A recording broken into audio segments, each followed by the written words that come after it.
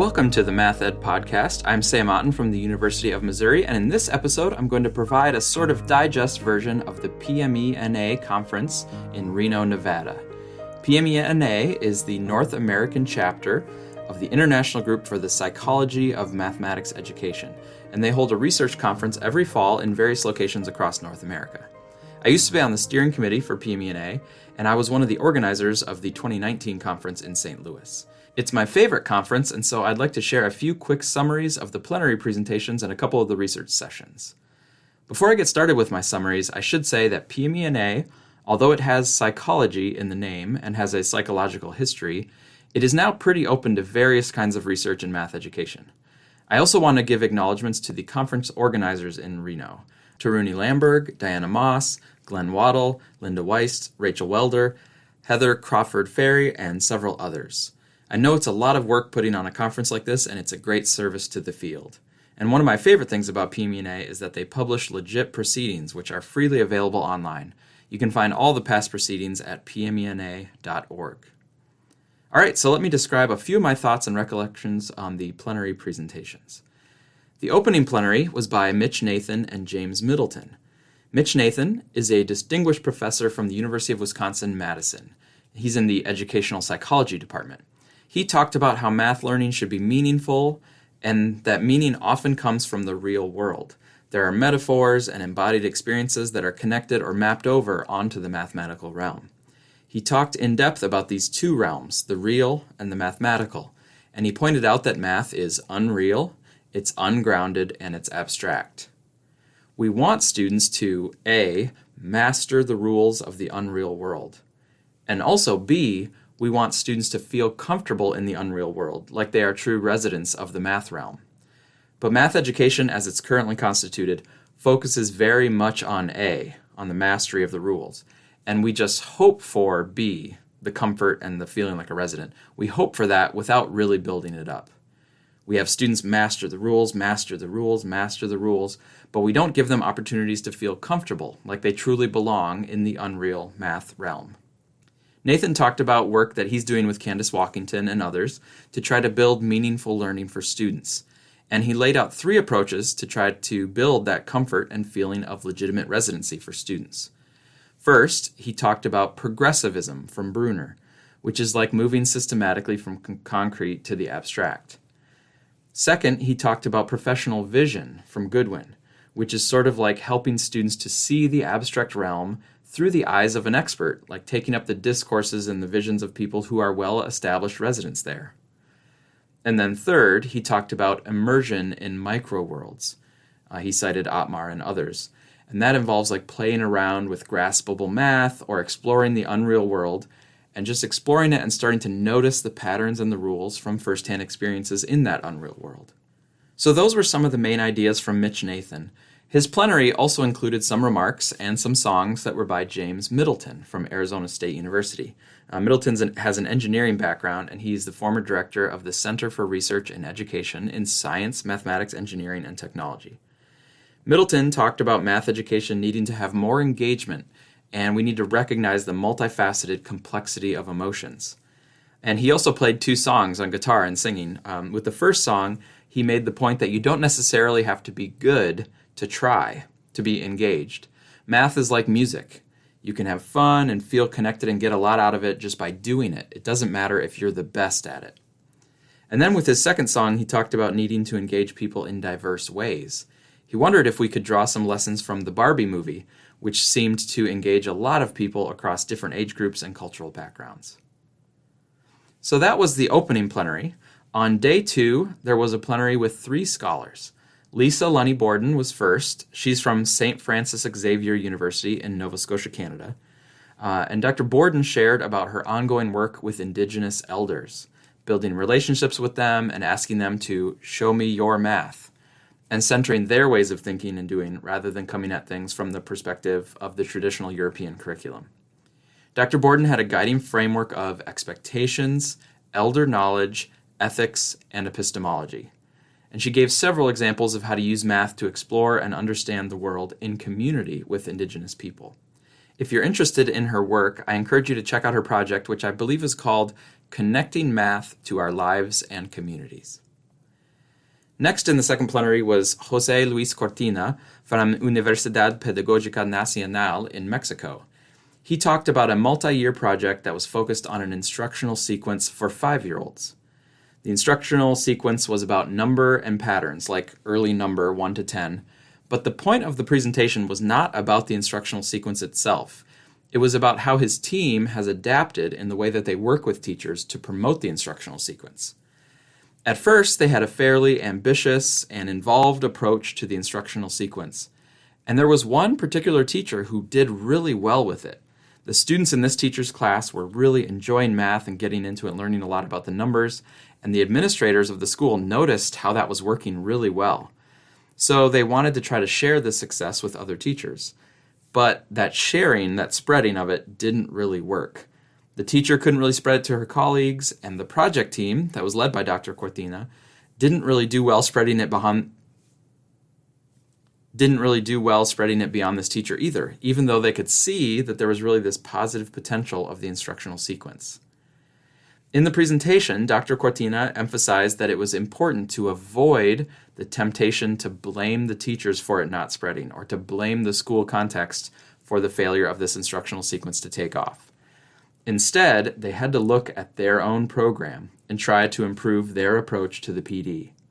So as a project, they made some substantial changes. And then, things actually did start to spread. I think he mentioned that after they made these adjustments, their Facebook group for the early number instructional strategies now has more than 7,000 followers. So how did they turn things around and really promote the spread of their ideas? Well, he laid out 3 important principles. First, they had to tweak the instructional strategies so that they were viable in the teacher's current classrooms. Second, they had to share the instructional strategies in ways that were easily recognizable by the teachers as something that the teacher understood and was relevant to them. And third, they had to make sure the instructional strategies were designed in a way that teachers could engage fruitfully in those things right from the start. It couldn't be something that was so complex that the teachers struggled at first, only with some promise that in the future it will get really great. There had to be a high likelihood of immediate success. These 3 things together, Dr. Cortina said, helped spur the improvement and the spread of their instructional sequence. Now, I was very excited to hear about this work because it connects directly to an ongoing project that I have with Xandra De Rajo, Amber Candela, Paul Juan Savage, and a group of grad students. We've been following a version of these same principles, although we didn't know about Cortina's work yet. But we have been following some similar principles, and we're trying to build something that we call incremental PD for teachers. Although Cortina was working in the elementary space, we are trying to design practice-driven PD for algebra teachers. But our ideas are basically the same. We're trying to suggest instructional changes that fit within the teacher's current constraints and connect to their current teaching practice. We are trying to design them to be easily graspable by the teachers, and we are looking for instructional changes that lead to feelings of success right away, because teachers already have a lot going on and they don't need PD that just makes things harder for them. In our project, we are trying to empirically investigate the features of these instructional suggestions and which ones are likely to get taken up by teachers. We call those high uptake practices. But that will be a topic for another episode, because to finish out the plenary from day 2 of PME-NA, there was Teddy Chao from Ohio State University. He talked about the importance of stories, but then he recognized that math often has fake or contrived stories, like those proverbial word problems. Improvements have been made by culturally sustaining pedagogy, which brings in objects, pictures, and stories from students' real cultures. And then going even further than this, Dr. Chao shared examples from his ongoing work where he has been working with students to empower them to tell their own math stories using digital tools and multimedia. He talked about the importance of digital media literacy, and he shared the practice of digital math storytelling. Digital math storytelling involves students finding some math in their daily life, drafting and sharing a video story about it, adding and then expanding on their first draft, then creating a final video story, and also building community by having a public screening of those digital stories, which helps to empower and solidify the students' feelings of being math storytellers and having a voice. Teddy also had some very cool AI-generated images in his presentation, so he was spurring us to think in a modern way about how math fits with today's younger generation and with the technological tools that are zooming around us. So that was my perspective on the second plenary. There was also one more plenary at PME-NA in Reno, and this one focused on the idea of mathematical play. Amy Parks from Michigan State and Melissa Gresalfi from Vanderbilt got things started by describing a school that they're working with in Nashville to set up a playful culture in the school. With regard to mathematics, this means play that is specifically designed towards some math learning goal. And it involves creating exploratory spaces for math learning, which are fun, but not just fun. Again, there's a learning purpose behind the fun. Dr. Parks and Dr. Gresalfi talked about the Playful Learning Project, which involves PD with teachers, observations of student interactions in their classrooms, and an ongoing video club where the teachers and the project leaders can collaborate together as a community of educators. This Playful Learning Project happened to coincide with some nice increases in the test scores at that school. And they said the test scores going up, that was not the purpose of the project, but it was a happy occurrence that the test scores went up because it contributed to feelings of trust from the school, and it gave the teachers more freedom to continue with the playtime. The playtime didn't seem to be taking away from academic performance. If anything, it might have been enhancing it. Next in the plenary, they played a short clip of kids playing an animal-based counting game. Then they invited a series of panelists to react to that video clip from a variety of theoretical perspectives. Nathaniel Bryan from UT Austin was the first to react to the video clip, and he talked about the framework of Black Play Crit. He pointed out the black boys in the clip and how they were supporting each other in playing and exploring their ideas in a form of brotherhood. And he talked about the harm that comes, especially for black boys, when people police and restrict their play. Naomi Jessup was next. She's from Georgia State University, and she used a framework of anti-deficit noticing. She talked about the importance of seeing children as full human beings, allowing them to explore their creative ideas, and also making interpersonal relationships central to the learning. She talked about culture and power in the classroom, and how play can be a way to disrupt the teacher's normal dominance in the room. Tran Templeton from Teachers College Columbia was the last to react. Templeton talked about the value of listening to kids about their social lives and honoring the complexity therein. She also pointed out the openness that the kids exhibited with each other in the video clip, and she talked about a critical childhoods framework where we have to try to see kids on their own terms and not just through our adult point of view. So overall, this was a very unique plenary, and I appreciated the focus on play. It isn't my area of expertise, but I do feel that play, especially play with a purpose, has a very important role to play in formal education. And I also hope that schools keep or reinstate recesses, because even unstructured play, I think, is important. Oh, and one other thing about this third plenary, Amy Parks is not just a math ed researcher, she's also a young adult novelist. I read her book, The Quantum Weirdness of the Almost Kiss, and it's really good. It's mathy and it's funny, and the lead characters are really well drawn, especially the clever female protagonist, so I encourage people to check that out. Okay, so those were the 3 plenaries at PME-NA in Reno. Of course, there were also a bunch of posters and dozens of research sessions, so I won't even try to give an overview of all that stuff, but you can find most of it in the published proceedings at pmena.org. And I will say that I had a poster there on trying to learn from anti-conspiracy theory research and trying to incorporate that stuff into instruction for mathematical reasoning. That's something I'm hoping to work on in the future, studying whether math reasoning can help inoculate young people against bogus conspiracy theories. And I also saw a session with some instruments in development that may be of interest to people. So Kathy Hall-Cross, Holt Wilson, Robert Hansen, and Allison McCulloch, who are from UNC Charlotte and UNC Greensboro, they're working on a survey version of Chuck Munter's interview protocol around teachers' vision of high-quality math instruction.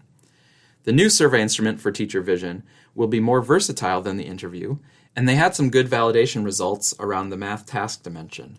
But it's proven to be kind of tricky to validate all the levels of the role of teacher dimension. The other instrument was by Offer Romero Castro and Laura Van Zoost from Western Michigan University.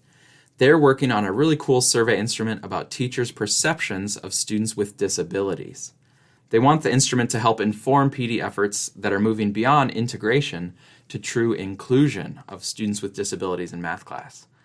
The survey involves teachers' views on disabilities as well as teachers' views on students with disabilities, and it has some well-formulated scenarios that teachers can react to. They're piloting the instrument now, and Castro spoke very passionately about all identities being part of the human experience. And so I think we should keep an eye out for that instrument and think about ways to make sure our work is inclusive of students with differing abilities. But those are just a few of my thoughts and summaries. I'm going to wrap it up now, but I encourage you to look at the PME-NA proceedings and to reach out to any of these scholars to learn more about their work. And if you want to participate in the next PME-NA conference, it will be held in Cleveland, Ohio, with a proposal submission date of mid-February.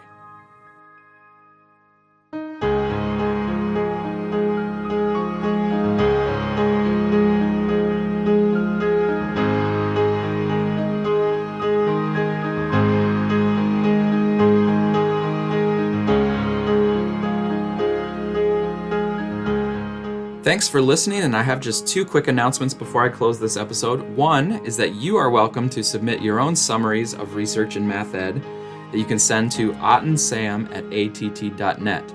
And if I get some summaries of research that people are reading or thinking about, I can put those together into a future digest episode.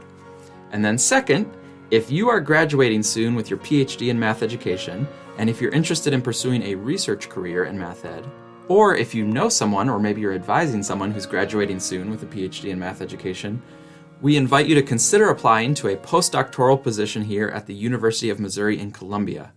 We have a posting for a future faculty postdoc position, which means it's a 2-year postdoc that's specifically designed to support someone in their research agenda, and then that position will flow forward into a tenure track research position. The position is actually open for math educators or science educators, but I assume it's mostly math educators listening to the Math Ed podcast.